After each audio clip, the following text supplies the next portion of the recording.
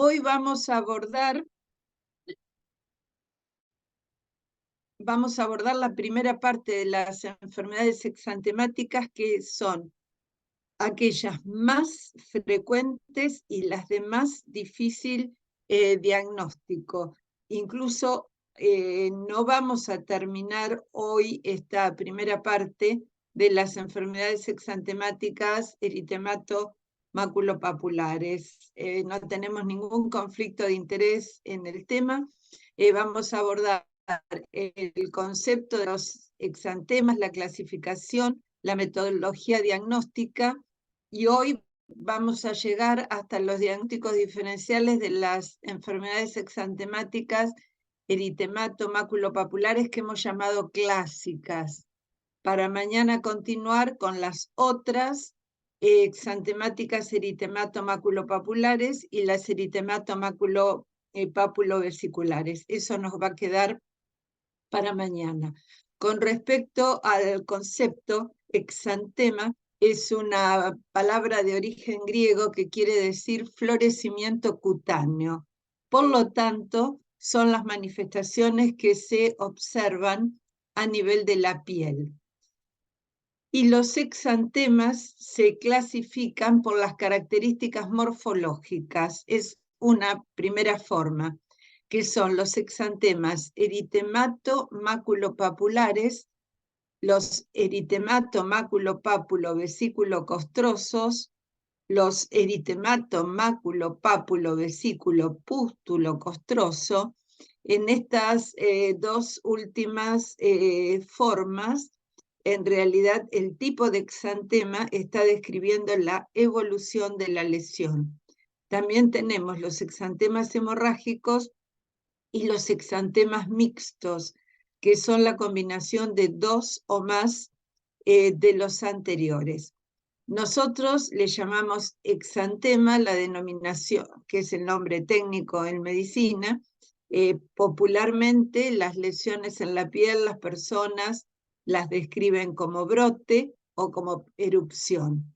Y habitualmente la forma de referirse, además brote, erupción, cuando uno pregunta y dice tengo manchas. Atención con esto, porque en el saber popular cualquier tipo de lesión es mancha. Por eso las lesiones, como vamos a ver, requieren un cuidadoso examen físico. Los exantemas del primer grupo, los exantemas eritematomaculopapulares, están describiendo también la lesión, que es la mancha roja que sobresale a nivel de la piel. Para nosotros en medicina, como saben, lo rojo es eritematoso, que puede ser más o menos intenso. Este grupo de exantemas, que es el que presentan pacientes que atendemos a diario, es lo más frecuente en la práctica cotidiana, se clasifican según sus características: el morbiliforme, escarlatiniforme, roseoliforme o rubeoliforme, escarapeliforme y mixto. Es decir, hay situaciones en las cuales hay combinación de dos o más de los anteriores. Y es en este grupo, reiteramos, donde está la mayor dificultad para el diagnóstico y la sospecha etiológica. Los exantemas morbiliformes son como el que están observando a la izquierda de la pantalla. Gráficamente lo podemos describir como la piel blanca salpicada de rojo. Son lesiones eritematomaculopapulares que miden 1 o 2 milímetros de diámetro, suaves al tacto, que desaparecen a la vitropresión. Como no andamos con un portaobjeto en el bolsillo, podemos hacer la desaparición del exantema tensando entre índice y pulgar la piel, y el exantema se borra. Clásicamente la piel blanca salpicada de rojo, exantema morbiliforme. Y como enfermedad tipo que cursa con exantema morbiliforme tenemos el sarampión. El otro exantema del grupo de los eritematomaculopapulares es el exantema roseoliforme o rubeoliforme, que corresponde a la imagen de la derecha. Ustedes pueden apreciar, que las lesiones son lesiones ovoideas, que pueden confluir, por supuesto, con un diámetro mayor, y el color eritematoso es más tenue, tendiendo más a rosado, asalmonado. El exantema roseoliforme o rubeoliforme, por supuesto, toma esta última denominación de la enfermedad tipo. Es el que se observa en la rubeola. Estamos hablando como exantemas característicos de dos enfermedades que están eliminadas de nuestro país. Y esto también dificulta cuando vamos a formular el diagnóstico. Los otros dos exantemas eritematomaculopapulares son el escarlatiniforme. Aquí las características son absolutamente diferentes. Toda la piel está tomada. Las lesiones son micropapulares, muy papulosas, muy salientes. Son como cabecitas de alfiler que sobresalen en la piel, y el color eritematoso puede ser muy intenso, por eso el nombre de escarlatiniforme, del color rojo escarlate, el color rojo intenso. Y como su denominación lo indica, la enfermedad tipo es la escarlatina. Y el otro tipo de exantema eritematomaculopapular es el que observan en la imagen de la derecha. Este es bien distinto de los que hemos observado hasta ahora. Es el exantema escarapeliforme. Como su nombre lo indica, las lesiones tienen forma de escarapela. Son lesiones más grandes, separadas entre sí, aunque pueden confluir, y tiene una zona externa que es de un eritematoso más intenso y una zona central más clara. Los exantemas escarapeliformes, por ejemplo, se pueden presentar en las infecciones producidas por Mycoplasma pneumonia, cuando hay expresión cutánea, y también son muy frecuentes en los exantemas alérgicos. Todos estos exantemas del grupo de los eritematomaculopapulares se caracterizan por ser vitropresión positiva. Y pasamos al otro grupo, los exantemas eritematomaculopápulo vesiculares. Como decíamos, la denominación describe la secuencia. Comienza como una maculopápula eritematosa que a las 12 horas aproximadamente de su presentación evoluciona solamente en la parte central a una vesícula, y al cabo de 24, 48 horas esa vesícula tiene una pseudodepresión en la parte central y comienza a formarse la costra, que tiene un crecimiento centrífugo. Y los eritematomaculopápulo vesículo pústulo costrosos, aquí la evolución después de la formación de vesícula es hacia la supuración y después se forma la costra. La característica de los exantemas eritematomaculopápulo vesículo costrosos es que la lesión originalmente no compromete la capa basal de la epidermis. ¿Esto qué quiere decir? Que no deja cicatriz. Mientras que los vesículos pústulo-costrosos avanzan sobre la basal de la epidermis, y cuando cae la costra, en las dos situaciones alrededor de los 10 días, queda una cicatriz indeleble, una marca, como se dice en el lenguaje popular. Y vamos a observar las características de los exantemas eritemato, máculo, pápulo, vesículo, costrosos. Noten que la vesícula en general queda rodeada por un halo eritematoso. Acá tenemos otra situación, acá en general lesiones monomorfas de distinto tamaño, algunas confluentes, pero prácticamente todas en el mismo estadio evolutivo.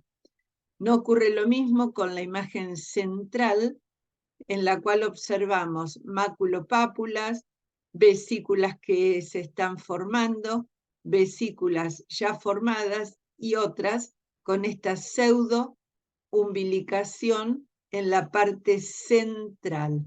Observan el cambio de coloración en el contenido, esto es por la presencia de leucocitos, de ninguna manera indica que esto esté infectado, es la evolución al cabo de aproximadamente 24 horas, el contenido se enturbia y comienza a formarse la costra en la zona central que, como dijimos, se expande en sentido centrífugo. Remarco que esto no es supuración porque es el error más frecuente en la atención primaria de la salud.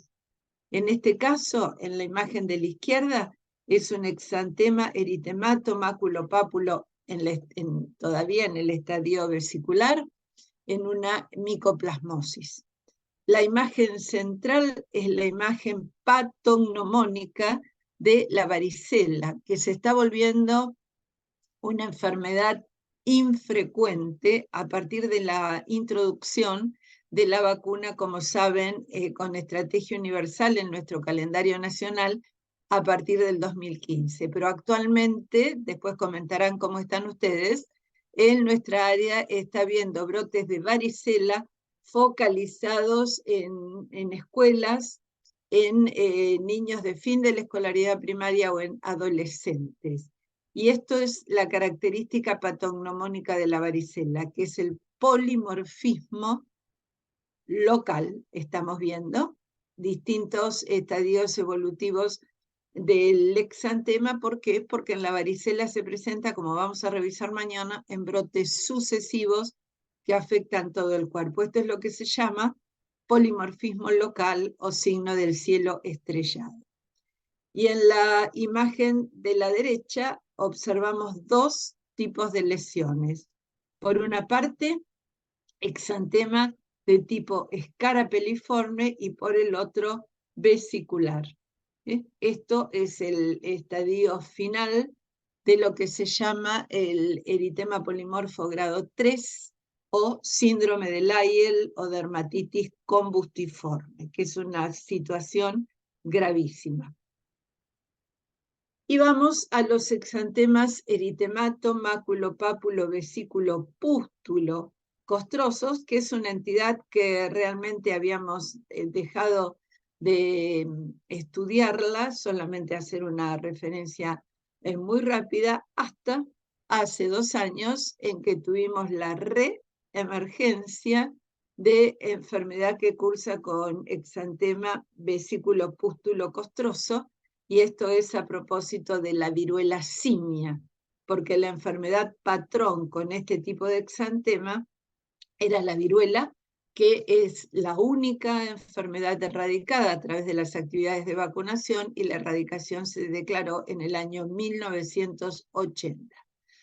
Tenemos la emergencia de la viruela simia, como recordarán, con una epidemia que se distribuyó globalmente, y estas son las lesiones características. Acá sí hay formación de pus, observamos en estas lesiones ya la formación de la costra en la zona central. Cuando estas costras se completan y caen al cabo de 10 días, la cicatriz es indeleble.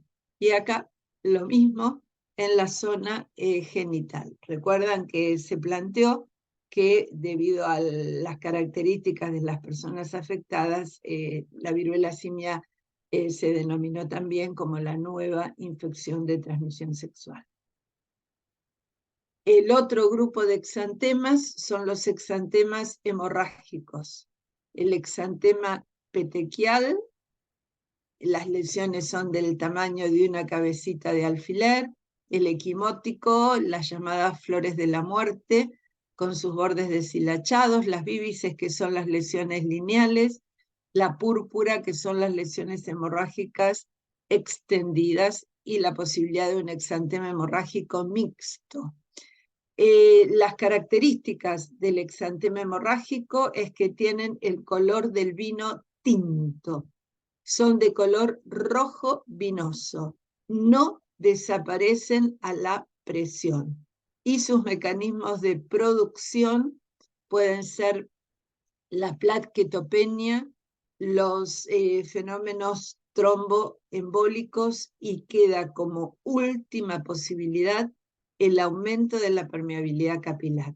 Frente a un paciente con exantema hemorrágico, lo primero que tenemos que hacer es descartar otras causas, empezando por la plaquetopenia, y dejar como descarte el aumento de la permeabilidad capilar. Acá tenemos un exantema mixto, eritemato maculopapular tipo morbiliforme, con componente petequial. ¿Ven? Las lesiones son de color rojo vinoso, del tamaño de una cabecita de alfiler. Esto es muy importante cuando damos pautas de alarma en un paciente al que estamos asistiendo por un exantema eritemato maculopapular, por ejemplo. Atención ambulatoria, le decimos con respecto a la fiebre, el estado general, y si cambia la presentación del exantema. Esta paciente era una adolescente que había concurrido a la consulta por fiebre 38, 38,5, y la presentación del exantema. El profesional que la atendió hizo el diagnóstico de rubeola, dio las pautas de alarma, y la joven volvió 6 horas después porque el exantema había cambiado con estas características, con la presentación de petequias. El diagnóstico final fue una sepsis meningocócica por el serogrupo B. O sea, esto sirve para remarcar la importancia del examen físico cuidadoso, la anamnesis, y brindar pautas de alarma frente a un paciente con exantema. Esta otra imagen, también tenemos dos tipos de exantema, el exantema petequial, y ya se están insinuando las equimosis con sus bordes deshilachados. Las equimosis se llaman las flores de la muerte. ¿Por qué? Porque en las descripciones originales, los pacientes en la era preantibiótica que presentaban este tipo de lesión, la evolución era inexorable al desenlace fatal. Las lesiones lineales, las víbices. Y vamos a volver sobre las equimosis. Acá lesiones mucho más grandes, extendidas, de bordes deflecados, deshilachados, las flores de la muerte. Muy frecuente su presentación en la enfermedad invasiva por bacterias gram negativas, como Neisseria meningitidis y Haemophilus influenza, pero también puede presentarse con una frecuencia alrededor del 5% en las enfermedades invasivas producidas por cocos gram positivos, sea Streptococcus pneumoniae o Staphylococcus aureus. Y el exantema hemorrágico purpúrico, las lesiones hemorrágicas extendidas, el NAPA. Ustedes pueden tener experiencia en las formas no diagnosticadas oportunamente de fiebre hemorrágica argentina, también en las enfermedades invasivas producidas por bacterias gram negativas. La otra clasificación de los exantemas, acabamos de completar la clasificación morfológica, es por la frecuencia de presentación. Exantemas constantes son aquellos en los cuales el exantema es un constituyente de la enfermedad, está presente prácticamente en el 100% de los casos. Ustedes saben que el 100% no existe en medicina. Entonces, enfermedades que cursan con exantema constante, sarampión, enfermedad por virus Zika. Exantema habitual es aquel que está presente en alrededor de la mitad de los casos. Es decir, que un 50% de las infecciones cursan sin exantema. Y la enfermedad tipo de este grupo es la rubeola. Y los exantemas ocasionales son aquellos que se presentan con una frecuencia de menos o alrededor del 25%, tal como ocurre en las infecciones por los virus del complejo dengue. El otro punto que vamos a revisar es la metodología diagnóstica de los exantemas, que es un pilar fundamental para la orientación etiológica. El diagnóstico de los exantemas siempre lo vamos a hacer en base a los 3 parámetros, como en todas las enfermedades infecciosas. Un parámetro epidemiológico, otro clínico, que corresponde a la definición de caso sospechoso, y los métodos auxiliares. Laboratorio de rutina, los análisis del laboratorio de rutina únicamente los vamos a emplear en el caso de un paciente que se interna o en un paciente ambulatorio en alguna situación puntual. El laboratorio microbiológico lo vamos a utilizar de rutina en las enfermedades que son objeto de vigilancia intensificada, sea porque son enfermedades eliminadas u otras que tienen que ser controladas. En algunas situaciones puntuales se pueden realizar estudios histopatológicos a punto de partida simplemente de secreción respiratoria, y también en otros, como es el caso de sarampión, vamos a utilizar diagnóstico por imágenes, en el caso de sarampión la teleradiografía de tórax, porque la enfermedad en el 70% de los casos cursa con neumonía intersticial, es un componente más. Con respecto a la anamnesis epidemiológica, necesitamos conocer el área de residencia, si es urbana, suburbana, si es una zona de transición urbano-rural, o si vive en una zona rural. La residencia en zona rural es determinante que algunas enfermedades por falta de contacto se presenten a edades mayores. La procedencia, esto está relacionado con lo que decíamos, en niños y adolescentes que proceden de áreas rurales aisladas, que no están vacunadas, las enfermedades exantemáticas como varicela se padecen a mayor edad. Esto tiene importancia con las corrientes migratorias, tanto del interior de nuestro país como de países limítrofes hacia los grandes centros urbanos. Si se han realizado viajes a un área endémica o epidémica, como puede pasar con sarampión, rubiola, varicela, nosotros lo que tenemos que preguntar es si ha viajado. Somos nosotros los que tenemos que tener la información respecto a la situación epidemiológica en ese lugar. Y la otra posibilidad es preguntar por contacto con viajeros. ¿Por qué? Porque hay infecciones, como referíamos en el caso de rubiola, que el 50% cursan sin exantema. La anamnesis epidemiológica referida al medio ambiente, el antecedente de exposición a enfermedades exantemáticas en convivientes o contacto, jardín maternal, la escuela, otros miembros de la familia, comunidad, si ha tenido contacto con mascotas o animales domésticos sanos o enfermos. Por ejemplo, es de interés la presencia de caballos en el hábitat peridomiciliario. Ustedes saben que ya a esta altura del año tenemos circulación del virus de la encefalitis de San Luis, que la forma más frecuente de presentación es la enfermedad febril exantemática. La posibilidad de contacto con roedores a ustedes les interesa puntualmente por fiebre hemorrágica argentina, por leptospirosis. El contacto o las picaduras o mordeduras de mosquitos y de garrapatas. Mosquitox, Culex, en el caso de encefalitis de San Luis, encefalitis del nido occidental, y para las otras arbovirosis más frecuentes, como dengue, Aedes aegypti y Aedes albopictus.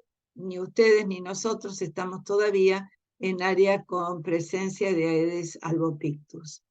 Y en el caso de garrapatas, las garrapatas del complejo Ixodes ricinus, y tenemos rickettsiosis en nuestro país.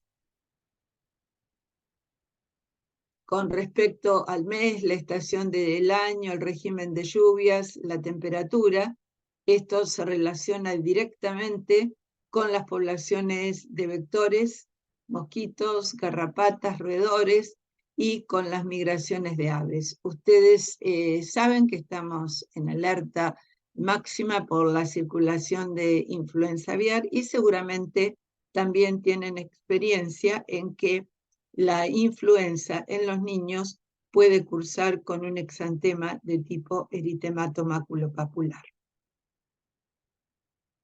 La edad, durante el primer mes de vida, tenemos que considerar las enfermedades infecciosas pre y perinatales, y a partir de la adolescencia tenemos que tener en cuenta las infecciones de transmisión sexual, como el secundarismo luético, el síndrome retroviral agudo, la gonococcía generalizada.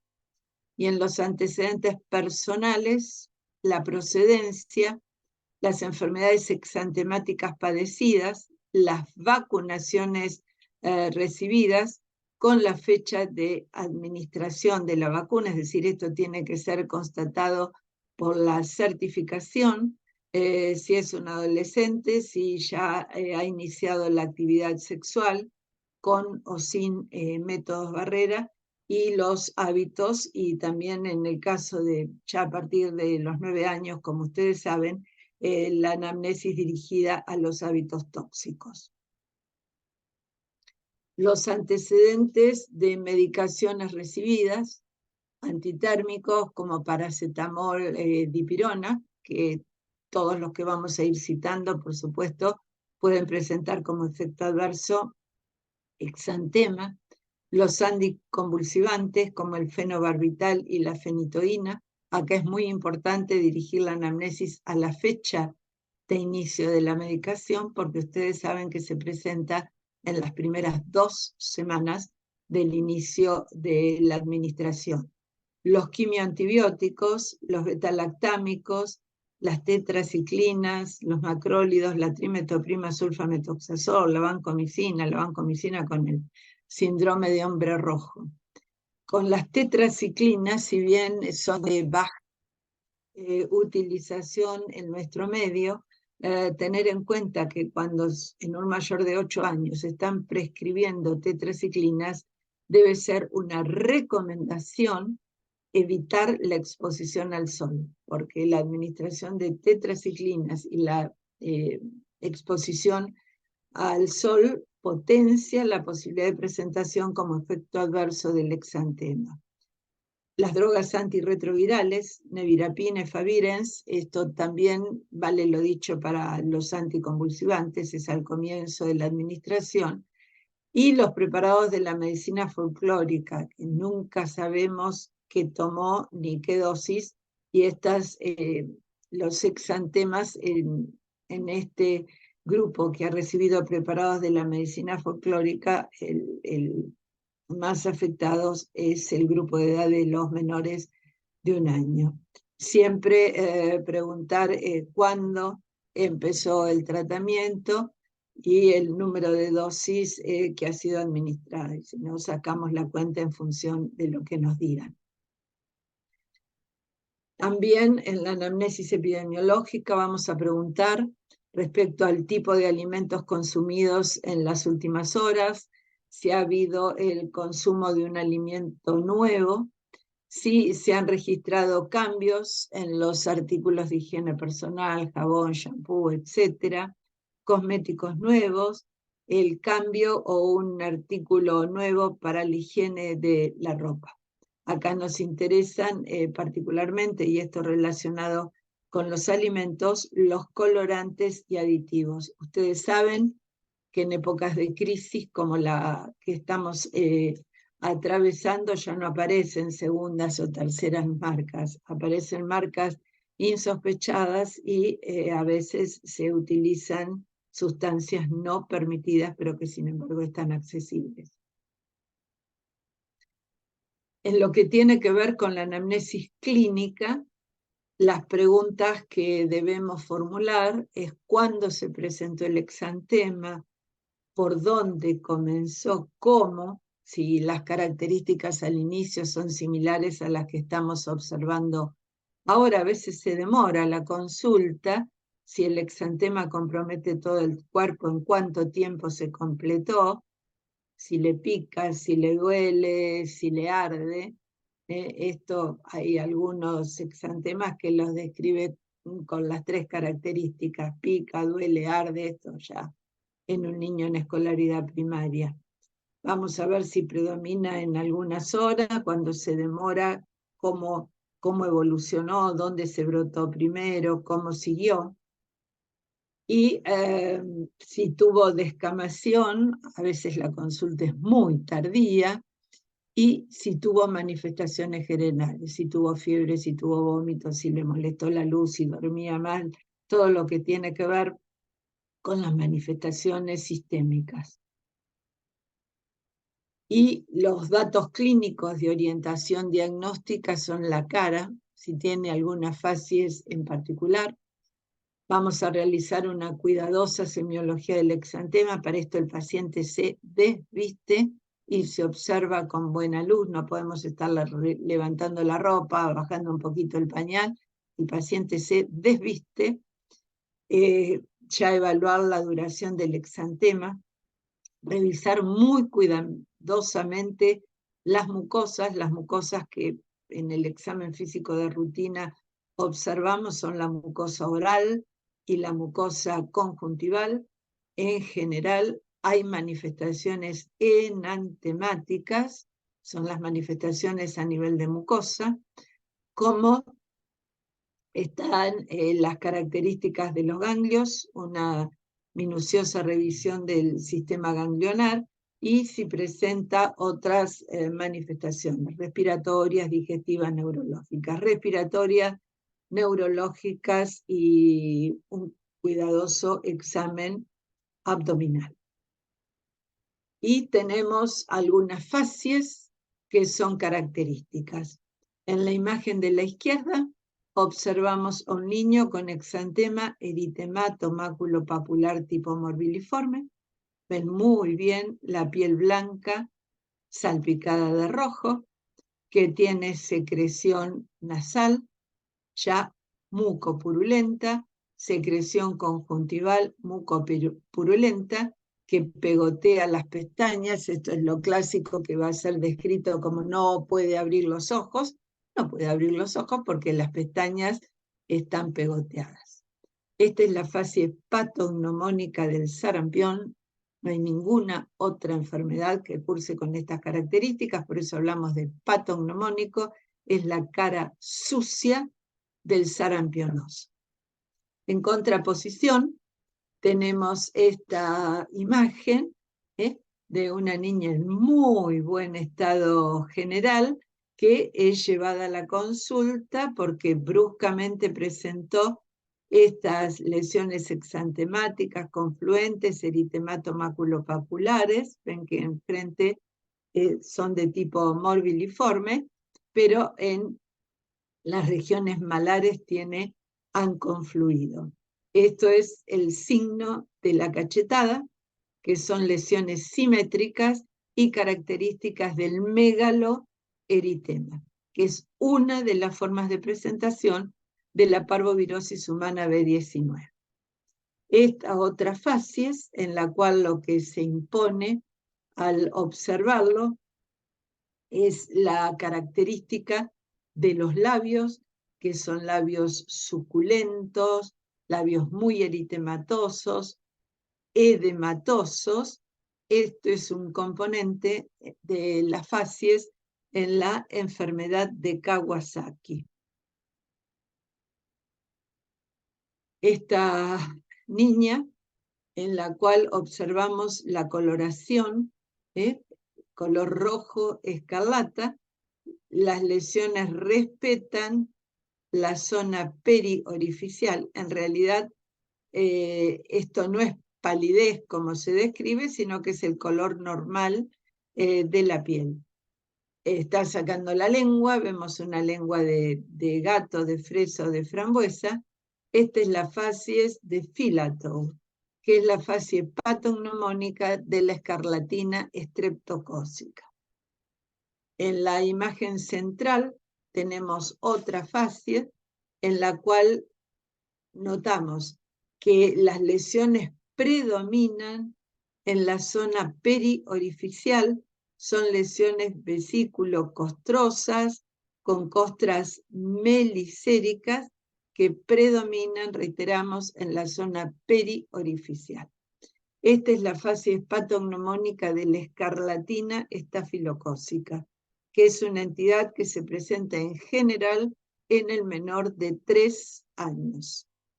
Y en la imagen de la derecha tenemos la distribución de lesiones vesículo-costrosas, que es lo que corresponde a las facies de la erupción variceliforme de Kaposi, que únicamente se presenta en niños con una condición de base como son los atópicos.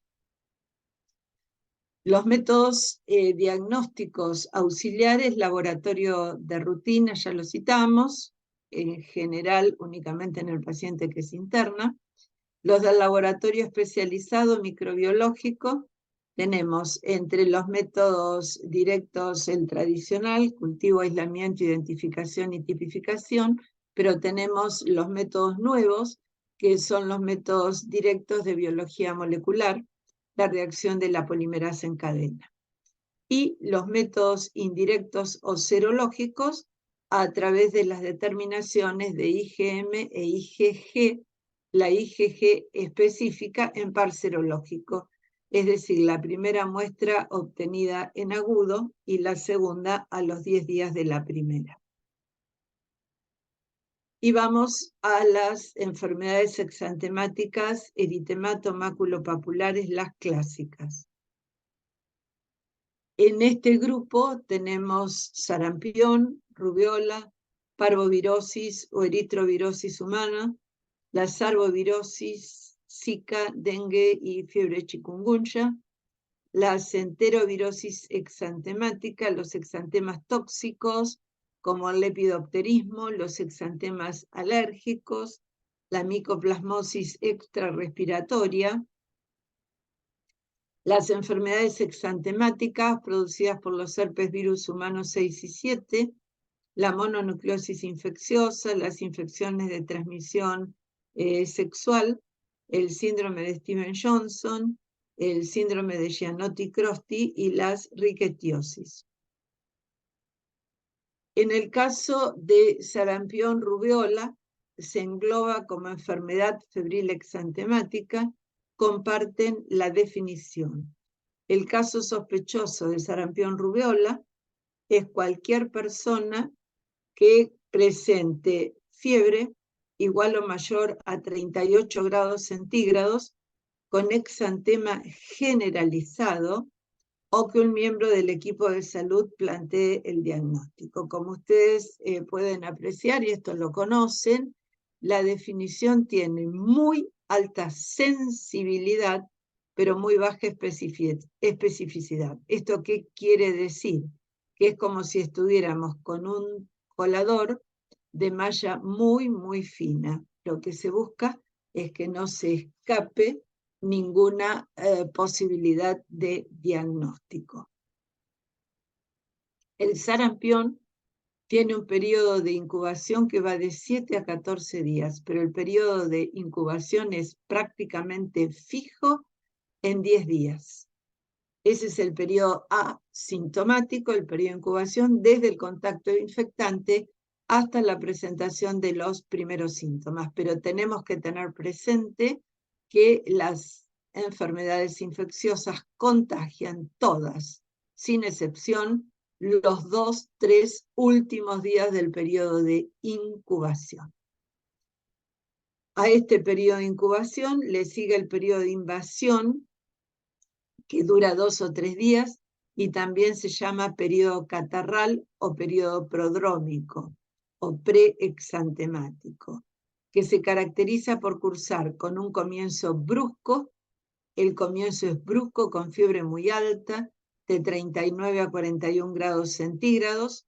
El compromiso del estado general está presente desde que el comienzo de la enfermedad, que tiene astenia psicofísica acentuada, la hiporexia, la cefalea, las mioartralgias, la rinitis, que en esta etapa inicial es una rinitis serosa, la conjuntivitis, que a veces presenta también epífora y fotofobia, la faringoamigdalitis, que puede ser eritematosa, eritematoramosa, que también se expresa con odinofagia, odinodifagia, y tiene una laringotraqueobronquitis expresada por disfonía y tos seca.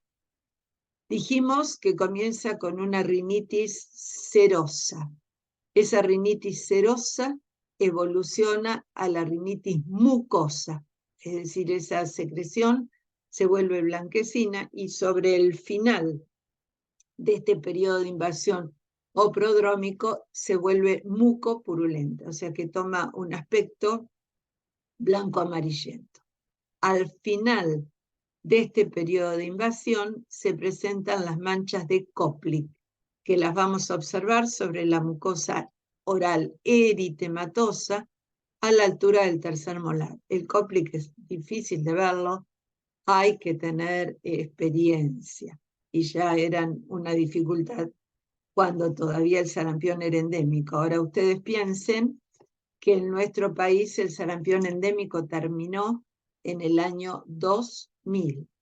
O sea que hay 25 promociones de egresados médicos que no han tenido oportunidad de asistir a un paciente con sarampión, lo cual dificulta enormemente el diagnóstico. Por eso la importancia del conocimiento de la definición de casos sospechosos, para que no vayamos a tener un escape con la implicancia epidemiológica que tiene. Aquí observamos las manchas de Koplik, que son descritas como granitos de sémola sobre un paño rojo y se encuentran a la altura del tercer molar. Dijimos que se presenta al fin del periodo de invasión y tienen una duración breve, como máximo el primero o el segundo día del periodo de estado. A ese periodo de invasión prodrómico catarral le sigue el periodo de estado, que es el periodo exantemático. Durante esos 2-3 días del periodo de invasión, el paciente se mantiene febril y comienza el periodo de estado con un nuevo pico, 39 a 42 grados, con la presentación del exantema, eritemato maculopapular. La presentación del exantema en el sarampión es patognomónica. No hay ninguna otra enfermedad que curse con esas características de presentación del exantema. Con ese pico febril muy alto, que es mayor al del inicio de la enfermedad, el exantema comienza en la unión de frente y cuero cabelludo y en el surco retroauricular. Se extiende en abanico hacia cara y cuello. Esto pasa el primer día. El segundo día, el exantema afecta tronco y raíz de miembros. Y el tercer día, miembros. Por eso decimos que la presentación del exantema en el sarampión tiene cronología céfalo-caudal. el exantema evoluciona de la cabeza a los pies. Y también que obedece a la ley del máximo centrípeto. Esto quiere decir que encontramos más elementos exantemáticos en la región central y en la raíz de miembros. Y por la evolución de las manifestaciones enantemáticas, es en este periodo que el paciente presenta la cara sucia del sarampionoso. O sea que el exantema del sarampión se completa, se generaliza en 2-3 días. Y aquí tenemos la cara sucia del sarampión que habíamos descrito, el exantema eritemato maculopapular morbiliforme, que compromete en esta situación ya tercer día, que compromete todo el cuerpo. Este paciente fue cuando lo conocimos, cuando llegó a la consulta por la fiebre sostenida y la importancia del exantema, y cuando trabajamos con la anamnesis encontramos que sus padres, que tenían 18 años, habían cursado un cuadro similar 2 semanas antes y que habían sido medicados con antihistamínicos. Este fue el caso índice cuando se inició la epidemia de sarampión, la última epidemia de sarampión en el año 1997 en La Plata. Caso índice, ¿por qué? Porque fue el primero diagnosticado y notificado, y en realidad los casos primarios, los primeros cronológicamente, habían sido los padres de este bebé. El exantema en el sarampión evoluciona al cabo de 7-8 días a otra lesión que es patognomónica y nos permite el diagnóstico retrospectivo, que es la mancha ocre o café con leche. Es la única enfermedad exantemática, eritemato maculopapular, que tiene esta evolución. ¿Y por qué decimos que nos permite el diagnóstico retrospectivo? Porque era frecuente en la época del sarampión endémico que el paciente llegara a la consulta en este estadio. ¿Por qué? Porque tenía una complicación respiratoria. El sarampión lo había diagnosticado la familia, la abuela o una vecina. El periodo de convalescencia se caracteriza por astenia psicofísica y hiporexia, que puede durar hasta 4 semanas. En los niños es muy breve o ausente, pero esto sí se observa en los adolescentes y los adultos. La rubiola, la otra enfermedad del grupo que comparte definición a los efectos de la vigilancia epidemiológica, tiene un periodo de incubación más prolongado que va de 2 a 3 semanas.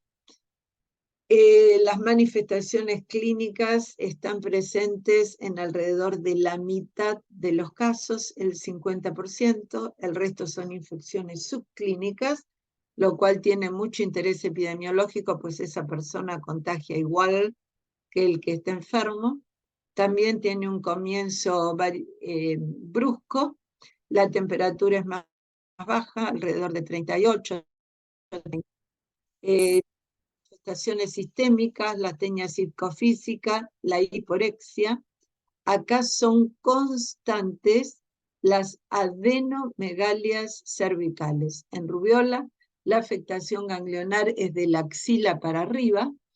Esas cadenas ganglionares están afectadas, o sea, axilares y cervicales, y son constantes las adenomegalias suboccipitales, que son las primeras en presentarse y las últimas en involucionar. Con respecto a las algias, la cefalea, las mioartralgias, las artralgias tienen una particularidad, que son artralgias intensas de las pequeñas articulaciones de las manos y de los pies. Y también cursa con faringoamigdalitis eritematosa, eritemato ramosa. El periodo de estado exantemático ha continuado la fiebre y la presentación del exantema eritemato maculopapular morbiliforme o roseoliforme, que se generaliza muy rápidamente, en menos de 24 horas, se inicia en tronco y predomina en tronco. Allí tenemos exantema eritemato maculopapular en pacientes con rubiola. Puede ser morbiliforme, roseoliforme, escarlatiniforme. El diagnóstico lo vamos a hacer en base a la edad, los antecedentes vacunales, los contactos, cumple la definición de caso sospechoso y vamos a utilizar los métodos del laboratorio microbiológico. Se deben obtener muestras de sangre y orina, la obtención de secreción respiratoria por aspirado o por hisopado faucial es optativa, pero lo que es mandatorio es obtención de muestras de sangre y orina. En sangre y orina se va a realizar la determinación de la reacción en cadena de la polimerasa y en sangre, además, la investigación de anticuerpos IgM por método de ELISA para sarampión y rubiola.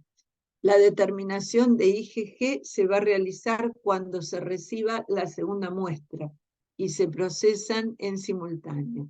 La segunda muestra para la determinación de IgG, como ya citamos, se obtiene a los 10 días y con la determinación de IgG lo que se busca es un aumento al cuádruple en el título de anticuerpos. Hay una red nacional de laboratorios para el diagnóstico de sarampión rubiola, el Laboratorio Nacional de Referencia, el laboratorio cabecera, está en el Instituto Nacional de Enfermedades Infecciosas Carlos Malbrán. Cada provincia, en el caso de ustedes, es el Instituto de Epidemiología Emilio Coni, tiene un laboratorio cabecera de referencia provincial, y en las distintas regiones de salud hay un laboratorio de referencia.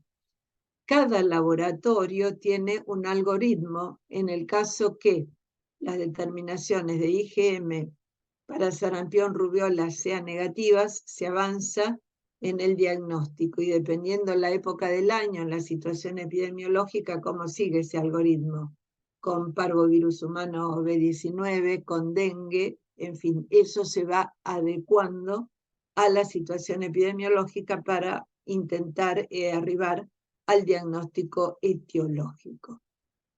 Acá vemos, con respecto a la oportunidad de la toma de muestras, la duración del virus en nasofaringe, el periodo de viremia, la respuesta de IgM y la respuesta de IgG para el caso de sarampión. Esto está muy bien conocido y son gráficos de la Organización Mundial de la Salud. Y lo que ocurre en el caso de rubiola, la presencia de virus en nasofaringe, viremia, la respuesta de IgM, en general las respuestas de IgM en el huésped inmunocompetente persisten por alrededor de 3 meses, y la respuesta de IgG. Por eso la importancia de la toma a los 10 días, buscando el aumento al cuádruple en el título de anticuerpos. En el caso de sarampión, la histopatología es característica, se puede obtener una muestra de secreción respiratoria, se envía al laboratorio de anatomía patológico, esto un técnico citólogo lo puede hacer perfectamente, la coloración con hematoxilina y eosina, y lo que se observan son las células incisionales multinucleadas, que son características del sarampión. Como saben, tenemos la vacuna triple viral, incluida en el calendario nacional, triple viral, sarampión, rubiola, papera, primera dosis a los 12 meses y la segunda dosis a los 5 años, y con esto consideramos el esquema completo. Estamos en una situación complicada con respecto a sarampión y rubiola.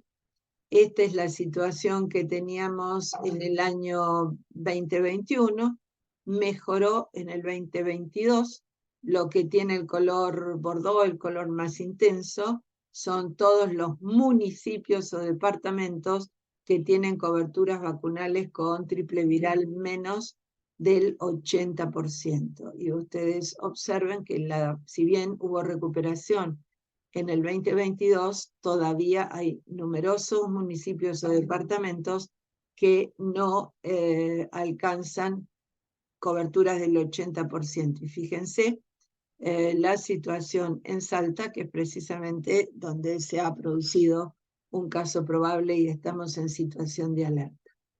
Para el caso de sarampión y rubiola tenemos que tener coberturas iguales o mayores al 95% para sostener la eliminación. En esta situación tenemos alto riesgo de reintroducción porque tenemos centenares de miles de conciudadanos susceptibles de sarampión y rubiola.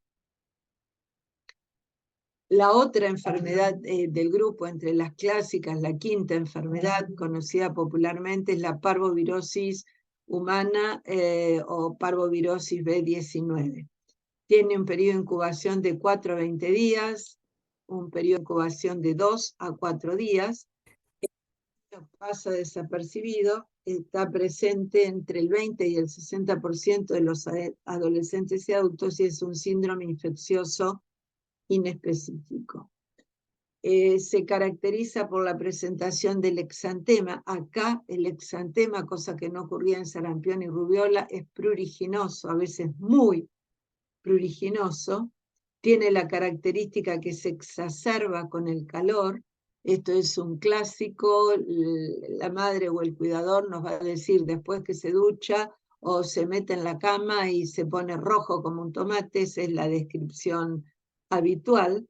Puede cursar con recrudescencias o rebrotes, tienen antema y es una enfermedad que cuando cursa con exantema generalizado es indiferenciable de la rubiola.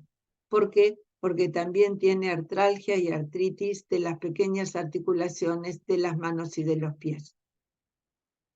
Las formas clínicas de presentación son el megaloeritema, la enfermedad generalizada, que es la que plantea el diagnóstico diferencial con sarampión y rubiola, y el síndrome papular purpúrico en guante y calcetín. O sea que estamos frente a una infección que con respecto al exantema tiene 3 modalidades de presentación: megaloeritema, exantema generalizado y el síndrome papular purpúrico en guante y calcetín. Estamos hablando únicamente de las manifestaciones exantemáticas por parvovirus humano B19 porque produce también otras enfermedades.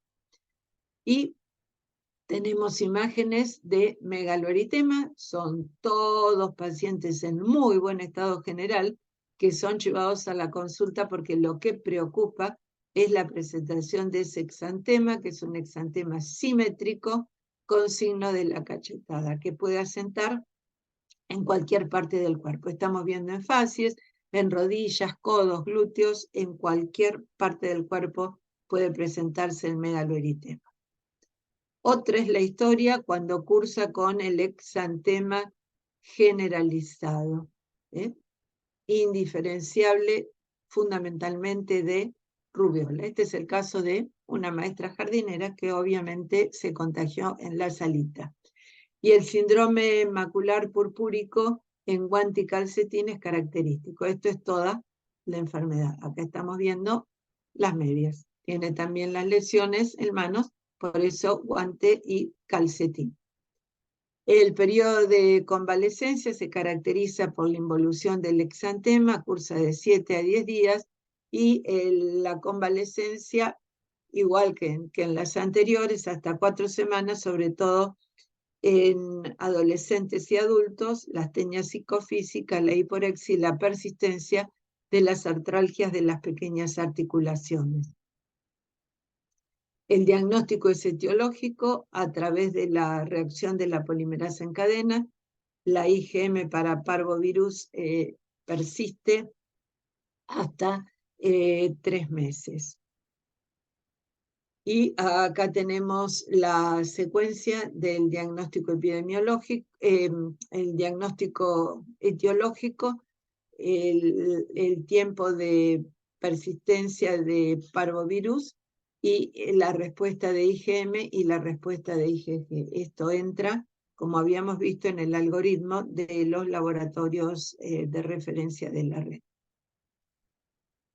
Pasamos a otra Bien, enfermedad. Sí, discúlpame.